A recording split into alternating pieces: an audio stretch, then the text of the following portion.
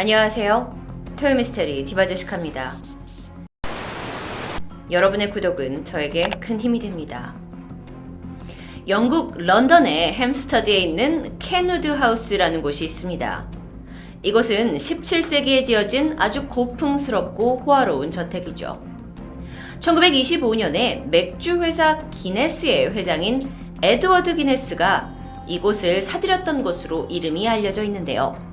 1928년 기네스 회장이 사망한 후에 그가 생전에 애지중지하면서 모아왔던 미술 작품들, 특히나 렘브란트, 베르메르, 반다이크 같은 그런 유명 화가들의 작품을 일반인에게 공개하게 됩니다. 그러면서 이곳은 박물관이자 미술관으로 탈바꿈하게 되죠. 이 저택의 앞에는요, 넓은 잔디밭이 펼쳐져 있습니다. 그러다 보니까 휴일이 되면 많은 사람들이 모여들어서 전시도 관람하고 피크닉을 즐기기까지 하면서 꽤 인기 있는 곳이 되었는데요. 자, 내부의 사진을 지금부터 좀 보시겠습니다. 그림이 그려져 있는 게 보이시죠? 그리고 아주 호화로운 가구가 진열되어 있습니다. 뿐만 아니라 다음 사진을 보시면 어디 유럽 여행에 가서 정말 궁전 같은 데를 가야만 볼 수 있는 그런 내부 사진 뿐만 아니라 서재로 이용되었던 것 같은 이곳은 많은 그림이 전시되어 있고 또 아주 고급스러운 느낌을 내고 있습니다. 자, 이런 켄우드 하우스, 그러던 1974년 2월 23일 토요일 밤입니다. 모든 관람객들이 사실 다 빠져나갔어요. 그리고 전시관은 고요했죠. 늘 그렇듯 경비원은 순찰을 돌게 되는데요. 아무도 없는 전시관을 혼자 둘러본다 라는 건 누군가에겐 굉장히 특별한 경험처럼 느껴질 수도 있겠지만 아무리 유명한 그림이라 하더라도 초상화나 인물화가 걸려있는 이런 곳을 지나다 보면 아무래도 좀 으스스한 느낌이 들 수 있습니다. 그래서인지 경비원은 빠르게 순찰을 마치게 되죠. 당연히 그림들은 모두 제자리에 걸려 있었고요. 열려진 창문도 없었습니다. 그가 경비실로 돌아와서 휴식을 취하려는 순간 쨍그랑 하더니 금속이 부딪히는 소리와 함께 유리 파편 소리가 납니다. 놀란 경비가 빠르게 뛰어가 보는데요. 소리가 난 전시관에는 깨진 유리만 바닥에 흩어져 있을 뿐 아무도 없습니다. 경비는 우선 동료 직원에게 무전으로 경찰 신고를 하라고 부탁을 한 후에 천천히 전시관을 수색하기 시작하더니 잠시 후 그림 하나가 감쪽같이 사라지고 빈 액자만 남아있다는 것을 발견합니다. 사라진 그림의 이름은 기타를 치는 여인입니다. 여러분 보신 적 있으신가요? 우리에게는 진주 귀걸이를 한 소녀라는 그림으로 익숙한 네덜란드의 화가 요하네스 베르메르의 작품으로 무려 가격이 450만 달러, 50억을 웃도는 고가의 작품입니다. 게다가 화가 베르메르가 그린 그림 중에는 남아있는 게 많이 없다고 해요. 고작 37점 정도? 그러니까 더욱더 희소성이 있는 작품이었죠. 도난 신고를 받고 경찰이 곧 출동을 합니다. 그리고 조사가 시작되었어요. 이게 워낙 고가의 그림이었기 때문에 범인이 빠져나갈 수 있는 육로와 해로를 바로 통제했고요. 그림을 몰래 사들일 수 있는 매매상들에게도 즉각적으로 어떤 그림을 팔려고 한 사람이 있다면 제보를 하라고 엄포를 놓게 됩니다. 이건 정말 반드시 찾아야 하는 그림이었는데 도난당한 지 이틀이 지나도록 아무런 단서를 찾지 못합니다. 그러다 보니 언론에서는 아니 이렇게 유명한 그림은 거의 영국의 유산이나 다름없는 건데 이걸 소홀히 관리한 게 아니냐면서 박물관을 비판했고요. 범인에 대한 단서를 제대로 찾지 못한 경찰을 비난합니다. 하지만 여전히 수사는 진척을 보이지 않고 있었죠. 이렇게 답답하게 속을 끓이고 있을 때쯤 경찰서로 제보 전화 한 통이 들어옵니다. 전화를 건 사람은 중년의 한 여성이었는데요. 그녀가 이렇게 말을 해요. 저 그림을 봤어요. 복면을 쓴 남자가 가져갔어요. 그런데 옷에 IRA라고 써 있었어요. 남자가 그림을 땅에 묻고 있었어요. 공동묘지 같기도 한데. 여기에 성 바르톨로뮤 성당이라고 적힌 간판이 보여요. 그녀가 언급한 IRA, 영국 사람이라면 단번에 흠칫할 만한 단어입니다. 바로 북아일랜드의 독립을 요구하고 있는 반군사 조직이기 때문이에요. 그런데 경찰은 그녀의 증언을 의심하기 시작합니다. 직접 본 것을 이야기한 것처럼 묘사했지만 딱히 그런 것 같지도 않았고 뭔가 신뢰성이 좀 떨어진다는 느낌을 받았기 때문이었어요. 그녀의 제보는 그렇게 묻혀버립니다. 그런데 바로 다음 날 경찰 수사본부로 한 통의 편지가 도착합니다. 근데 이게 놀랍게도 IRA 조직에서 보내온 협박 편지였어요. 현재 정치사범으로 감옥에 갇혀있는 자신의 동료를 풀어달라는 요구 조건과 함께 만약 응하지 않는다면 이 그림을 태워버리겠다고 적혀 있습니다. 단순한 그림 도난 사건이 아니라, 그러니까 돈을 노린 것이 아니라 IRA가 협박에 미끼로 그림을 가져가게 된 거죠. 그러면서 경찰은 그제서야 여성의 제보가 떠올랐습니다. 그리고 즉시 성 바르톨로뮤 성당의 묘지로 출동하게 되죠. 한참의 수색 끝에 땅에 묻혀있는 그림을 찾아냈고 기타를 치는 여인, 이 그림은 무사히 캐누드 하우스로 돌아가게 됩니다. 이 사건에서 여성의 제보는 그림을 되찾는데 결정적이었다고 할 수 있습니다. 그런데 이듬해 1975년 7월 영국 북부의 요크셔라는 곳에서 끔찍한 일이 발생합니다. 연쇄 살인마가 나타난 것이었어요. 그는요, 여성의 뒤를 몰래 따라다니다가 갑자기 머리를 망치로 내려치고 기절이 되면 칼을 사용해서 잔혹하게 여성을 살해하고 시신까지 훼손했습니다. 당시 이 범행 수법이 그 어느 때보다도 너무도 잔인했기에 많은 이들을 경악하게 했고요. 게다가 범행 대상이 주로 매춘 여성이었기 때문에 영국에서는 희대의 살인마로 불렸던 잭 더 리퍼가 돌아온 게 아니냐면서 술렁였습니다.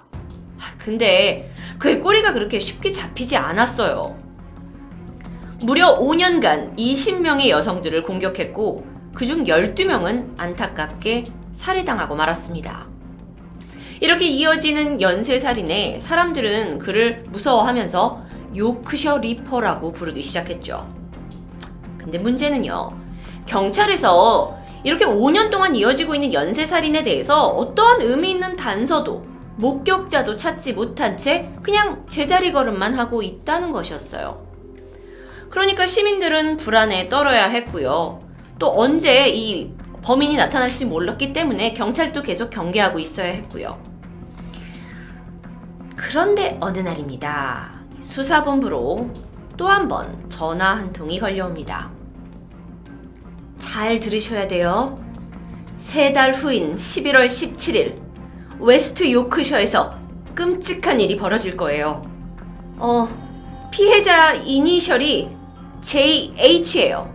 경찰의 입장에서는 마치 살인 예고처럼 들리기까지 했는데요. 그렇다면 이 범행에 대해서 알고 있는 사람일까요?